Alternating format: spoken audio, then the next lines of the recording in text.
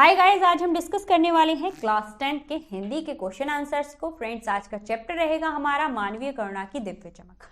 अगर आप मेरे चैनल पर हैं तो आपको पता होगा कि मैंने इसका एक वीडियो पहले ही अपलोड कर दिया है जो कि पार्ट 1 था और उसमें हमने डिस्कस किए थे चैप्टर से रिलेटेड क्वेश्चंस। आज हम डिस्कस करेंगे एक्स्ट्रा क्वेश्चन को, उसी चैप्टर से जो एक्स्ट्रा क्वेश्चन बन रहे हैं उनको, क्योंकि हमारे बोर्ड में हमें नहीं पता होता कौन सा क्वेश्चन आ सकता है। उस चैप्टर से हमें क्वेश्चन दिए जाते हैं तो जरूरी नहीं होता वही क्वेश्चन आए जो आपके बुक के पीछे आपको दिए जाते हैं। तो आइए देखते हैं एक्स्ट्रा क्वेश्चन में। Question number first, father Bulcke की मृत्यु से लेखक आहत क्यों थे? जो लेखक थे, राइटर थे, वो इतने दुखी क्यों थे, आहत क्यों थे? तो गाइस, जो फादर बुल्के थे वो लोगों के साथ सद्व्यवहार करते थे और सद्व्यवहार करते हुए ही मरे थे। हमेशा प्यार बांटते रहे, उन्हें कभी किसी पर क्रोध करते लेखक ने कभी देखा ही नहीं था। उनके मन में दूसरों के लिए सदैव सहानुभूति होती थी और करुणा भरी रहती थी। ऐसे व्यक्ति की मृत्यु एक जहरबाद नामक कष्टदायी फोड़े से हुई थी। ऐसे व्यक्ति की मृत्यु जहरबाद नामक कष्टदायी फोड़े से हुई थी। उनके एक फोड़ा निकल आया था जिससे उनकी मृत्यु हो गई थी। फादर जैसे उदार महापुरुष की ऐसी मृत्यु के बारे में जानकर आहत हो गए थे कि एक ऐसा व्यक्ति जो सबसे प्यार करता है, सही से बोलता है, उसे ऐसी मृत्यु क्यों मिली, क्यों उसके एक जहरीला सा फोड़ा निकल आया और क्यों उसे इतनी परेशानी झेलनी पड़ी। उसके बाद क्वेश्चन नंबर सेकंड हमारा क्या बनता है, लेखक ने फादर का शब्द चित्र किस तरह खींचा, मतलब अपने शब्दों से उन्हें कैसे प्रदर्शित किया लोगों के सामने। तो लेखक ने फादर का शब्द चित्र खींचते हुए लिखा है, एक लंबी पादरी के सफेद चोंगे में ढकी आकृति, रंग गोरा, सफेद छाई मारती हुई भूरी दाढ़ी, नीली आंखें, बाहें खोलकर गले लगाने को आतुर, जिनका दबाव लेखक अपनी छाती पर महसूस कर रहे थे। बाहें खोलकर गले लगाने को आतुर मतलब वो हमेशा लोगों को गले लगाने के लिए उत्सुक रहे हों और लेखक महसूस कर रहे थे कि फादर ने उन्हें कसकर गले लगा लिया है। तो ये था इसका आंसर। देखते हैं क्वेश्चन नंबर थर्ड, परिमल क्या है? लेखक को परिमल के दिन क्यों याद आते हैं? परिमल इलाहाबाद की एक साहित्यिक संस्था है जिसमें युवा और प्रसिद्ध साहित्य प्रेमी अपनी रचनाओं और विचारों को एक दूसरे के समक्ष रखते हैं। लेखक को परिमल के दिन इसलिए याद आते हैं क्योंकि फादर भी परिमल से जुड़े हुए थे। वे लेखक एवं अन्य साहित्यकारों की हंसी मजाक में शामिल होते थे, गोष्ठियों में गंभीर बहस करते और लेखकों की रचनाओं पर बेबाक राय और सुझाव दिया करते थे। उस परिमल की याद क्यों आई थी लेखक को? मेन था उनका कि फादर उस चीज से जुड़े हुए थे और जब उन्होंने परिमल को याद किया तो फादर उनकी यादों में वापस आ गए थे। इसके बाद क्वेश्चन नंबर 4 है हमारा, फादर का सानिध्य पाकर लेखक को ऐसा क्यों लगने लगा कि वह देवदार वृक्ष की छाया में खड़ा हो? इसका आंसर रहेगा, फादर का सानिध्य और उत्सवों के अवसर पर फादर बड़े भाई और पुरोहितों के समान साथ खड़े होते थे और आशीर्वाद से भर देते थे। लेखक को उनका बच्चा और उनके मुंह में फादर द्वारा अन्न डालना, ठीक है, उनका बच्चा और उनके मुंह में, मतलब उस बच्चे के मुंह में अन्न डालना और उनकी आंखों में चमकता वात्सल्य अब भी याद था। यह वात्सल्य और सन्निध उसी तरह शीतलता से भर देता है जैसे देवदार वृक्ष की शीतलता की छाया यात्री को शीतलता देती है। जब हम थक हार कर आते हैं तो देवदार के वृक्ष के नीचे बैठकर बहुत अच्छा महसूस करते हैं। उसी तरह से जो फादर बुल्के थे, उनका प्रेम, उनका अच्छा व्यवहार लेखक के मन को शांति दे रहा था। क्वेश्चन नंबर 5 है हमारा, फादर की पारिवारिक पृष्ठभूमि और उनका स्वभाव भी किसी सीमा तक उन्हें सन्यासी बनने में सहायक सिद्ध हुआ। ठीक है, स्पष्ट कीजिए।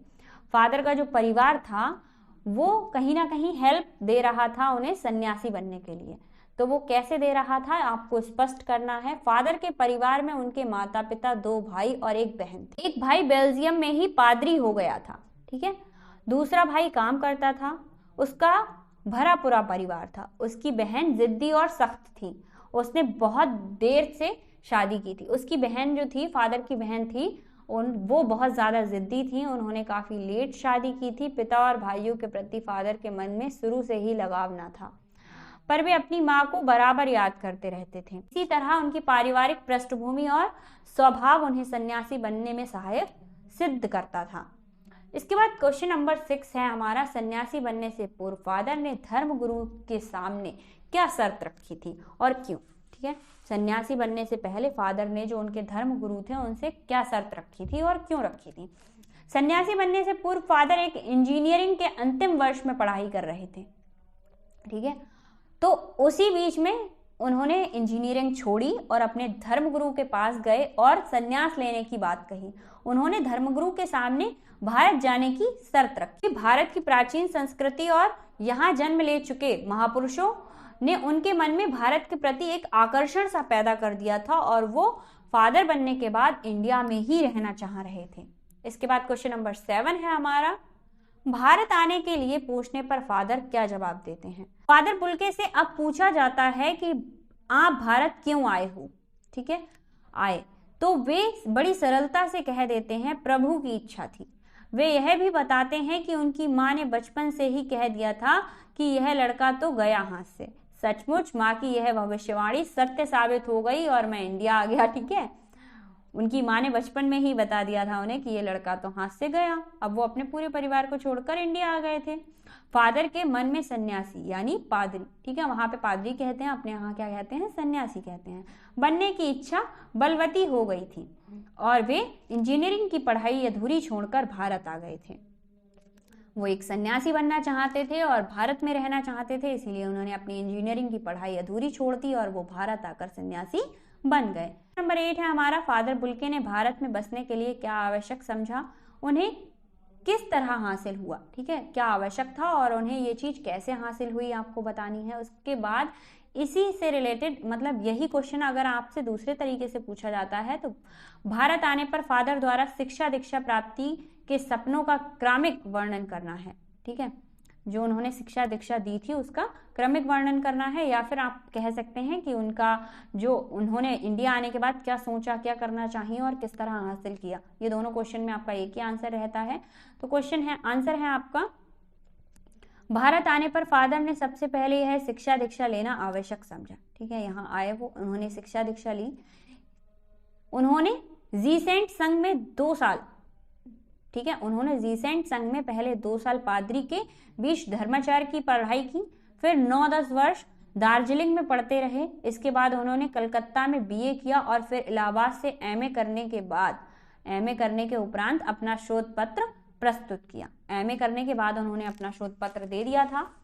क्वेश्चन नंबर 9 है हमारा, सन्यासी होने के बाद भी फादर का अपनी माँ से स्नेह एवं प्यार कम ना हुआ, स्पष्ट कीजिए। उन्हें अपनी फैमिली से कोई मतलब नहीं था, पर उनकी जो माँ थी उनके प्रति उनका अटूट प्रेम था। तो वो सन्यासी बनने के बाद भी कम क्यों नहीं हुआ था, आपको एक्सप्लेन करना है। लेखक और फादर के घनिष्ठ संबंध थे। फादर लेखक को अक्सर माँ की स्मृतियों में डूबा हुआ देखा करते थे। फादर की माँ चिट्ठियां प्रायः उनके पास आया करती थी। जो फादर की माँ की चिट्ठियां थी वो उनके पास हमेशा आया करती थी। इन चिट्ठियों को वे अपने अभिन्न मित्र डॉक्टर रघुवंश को दिखाया करते थे। भारत बसने के बाद भी वे अपनी माँ और मातृभूमि को भूल नहीं पाए थे। इससे स्पष्ट है कि सन्यासी होने के बाद भी फादर अपनी माँ से स्नेह और प्रेम किया करते थे। क्वेश्चन नंबर 10 है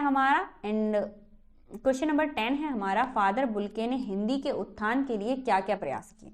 ठीक है, तो फादर बुल्के हिंदी के प्रेमी कह सकते हैं आप। हिंदी के लिए उन्होंने बहुत कुछ किया था और उन्होंने बीए भी हिंदी से ही किया था। तो उन्होंने क्या क्या प्रयास किए थे। भारत में रहते हुए फादर ने इलाहाबाद विश्वविद्यालय से हिंदी में एमए किया था। इससे ज्ञात होता है कि हिंदी में उन्हें विशेष लगाव था। उन्होंने हिंदी के उत्थान के लिए कई कार्य किए थे। फर्स्ट, हिंदी को राष्ट्रभाषा बनाने के लिए अटक तर्क प्रस्तुत किए। सेकेंड, हर मंच से हिंदी की दुर्दशा पर दुख प्रकट करते थे। जब भी वो कहीं जाते तो हिंदी की दुर्दशा पर हमेशा बात करते थे। हिंदी वालों द्वारा हिंदी की अपेक्षा पर दुख प्रकट करते थे। वे हिंदी को राष्ट्रभाषा के रूप में देखने के लिए चिंतित रहते थे। वो चाहते थे कि हिंदी को राष्ट्रभाषा बनाया जाए। क्वेश्चन नंबर 11 है हमारा, मानवीय करुणा की दिव्य चमक पाठ के आधार पर फादर की विशेषताओं का उल्लेख कीजिए। तो ऐसा रहेगा, मानवीय करुणा की दिव्य चमक पाठ से फादर बुल्के की निम्नलिखित विशेषताओं का ज्ञान होता है। फर्स्ट है, फादर संकल्प से तो सन्यासी थे पर मन से नहीं थे। ठीक है। थर्ड है, फादर अपनी परिचितों और परिवार वालों के साथ स्नेह में संबंध रखते थे। सभी के सुख और दुख में परिवार सदस्यों की भांति खड़े नजर आते थे। तो ये थे फ्रेंड्स आपके क्वेश्चन 11। इसके बाद आता है हमारा क्वेश्चन नंबर 12। फादर पास्कल ने ऐसा क्यों कहा कि इस धरती से ऐसे और रत्न पैदा होंगे। मतलब जो फादर पास्कल थे उन्होंने कहा था ऐसे और रत्न भी पैदा होंगे, वो ऐसी बात क्यों कही थी। फादर काबिल बुल्के वास्तव में रत्न थे। वे करुणा, सहानुभूति और ममता से भरपूर थे। वे सदा दूसरों में प्यार बांटते थे। क्रोध उन्हें छू भी ना पाया था। भारत आने के बाद वे भारत के होकर रह गए थे और यही संस्कृति में रस बस कर, मतलब जो इंडिया की संस्कृति थी उसमें ही रस बस गए थे। वे दुख में सांत्वना देते और बड़े भाई की तरह जाकर आशीर्वाद दिया करते थे। उनका साथ देवदार की वृक्ष जैसा था, ठीक है, जो हमें शीतलता प्रदान करता है। उनके मानवीय गुणों को याद कर फादर पास्कल ने कहा कि धरती पर ऐसे रत्न और भी पैदा होंगे। क्वेश्चन नंबर 13 है हमारा, मानवीय करुणा की दिव्य चमक नामक पाठ में निहित संदेश स्पष्ट कीजिए। तो मानवीय करुणा की दिव्य चमक नामक पाठ में क्या संदेश आता है आपका। तो इस पाठ के माध्यम से हमें फादर जैसी मानवीय करुणा के सागर बुल्के की तरह करुणा एवं सहानुभूति पूर्वक व्यवहार करने का संदेश मिलता है। वहीं पर यह भी संदेश मिलता है कि हमें अपनी मातृभूमि से असीम प्यार करना चाहिए। इसके अलावा हम भारतवासियों को विदेश में बसने का लोभ त्याग कर अपने देश की ही सेवा करनी चाहिए, क्योंकि फादर अपना देश छोड़ के आए थे इंडिया की सेवा करने के लिए, और हम अपने देश में अपने देश की सेवा नहीं कर पाते। हमें हिंदी और भारत दोनों को ही भरपूर आदर और सम्मान देना चाहिए, ठीक है। आदर और फादर बुल्के से हमें ये संदेश मिलता है कि हमें कैसे अपनी हिंदी भाषा और अपने देश का सम्मान करना है, ठीक है, उसका आदर करना है। तो फ्रेंड्स ये हमारा आज चैप्टर कंप्लीट होता है। Thank you so much friends. इसके एक्स्ट्रा क्वेश्चंस को मैंने आज कंप्लीट कर दिया है। मिलते हैं नेक्स्ट वीडियो में न्यू चैप्टर के साथ। आज हमारा मानवीय, तो